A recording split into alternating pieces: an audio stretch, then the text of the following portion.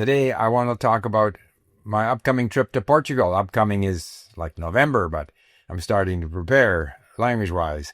And I want to talk about how I use our mini stories, or call them point of view stories, and AI to create an ideal situation to refresh my Portuguese. Because, I have sometimes struggled with Portuguese because it's so similar to Spanish. And there's also the issue of Portuguese from Portugal, which is where I'll be going, versus Portuguese in Brazil. So I want to get myself sort of ramped up for this trip. Obviously, I'm going to use my mini stories technique, which is really part of a thing that's known as a POV, point of view form of storytelling, which I didn't originate. I think it came perhaps from A.J. Hogue of Effortless English. And it's part of a tradition, especially the way we do it at Link, where we combine the point of view story with circling questions. And I think it was a professor of Spanish in California called Blaine Ray who developed these circling question techniques. And all of these things work because we are constantly re-engaging with the language, listening and reading. And every time we re-engage, we're regenerating the language. And it's kind of an effortless way to acquire vocabulary and to acquire a sense of the structure of a language. And I have used them to begin in a language from zero in languages as different as Greek and Arabic and Persian. And I use them to refresh. And this is the thing about these mini stories or point of view stories, circling questions, is that it can be an opportunity to start from scratch. But it's also, I've often called it my gym, where I go to work out in the language. Some of my statistics at Link will show that I have listened to some of these mini stories 30, 40 times.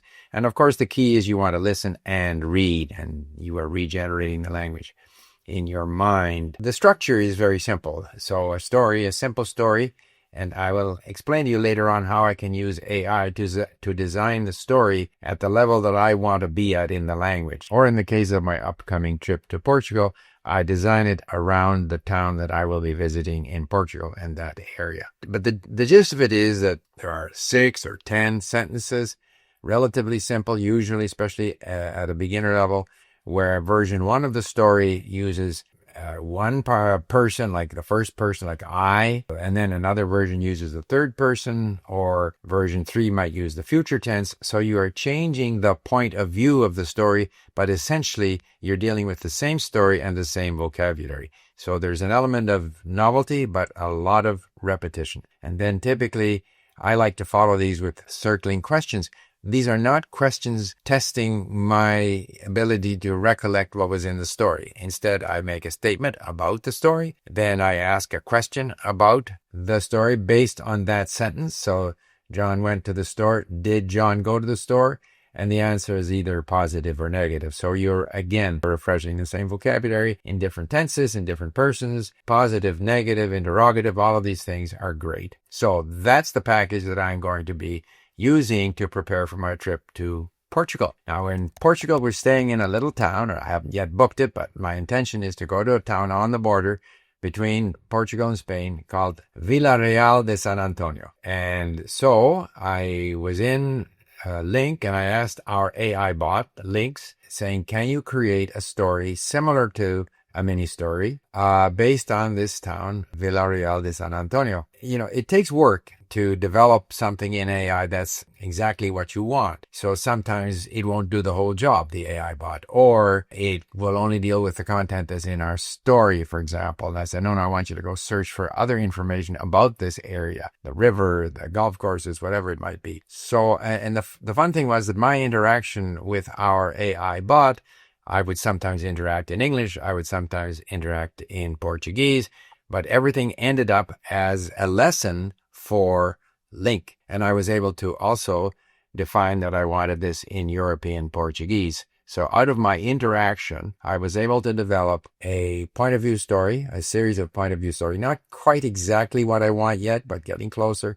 But even my interaction with the bot is a form of involvement with the language, and are my first pass at the vocabulary and the structures that will be in this eventual lesson. So then subsequently I will go in there and I will listen to it. I will listen to it many times. I will read it, and I'll develop more and more stories around the theme of what there is to do in that area. Or I could even direct it to delve into the history of that region, in relationship to Spain, which is just next door, or whatever I want. So the interesting thing is that the point of view story and circling questions, which are very effective when it comes to learning, and which you can use in order to get into the language, or you can use at a later stage as practice, and you can define how difficult you want the story to be.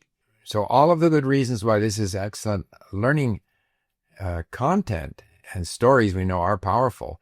With AI now, we can define with a greater degree of refinement the accent we want, the kind of content we want. I could even ask it to use certain parts of speech or certain structures.